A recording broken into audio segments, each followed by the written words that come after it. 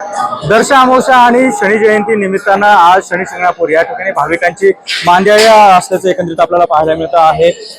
राज्यातूनच नाही तर संपूर्ण देशभरातून कानाकोपऱ्यातून जे आहे शनी भक्त हे शनी शिंगणापूरमध्ये या ठिकाणी दाखल झाल्याचं एकंदरीत आपल्याला पाहायला मिळतं आहे। शनी जयंतीचा दिवस असल्या कारणानं राज्यातल्या कानाकोपऱ्यातून भाविक जे आहेत तर ते या ठिकाणी दर्शनासाठी आल्याचं एकंदरीत पाहायला मिळतं आहे।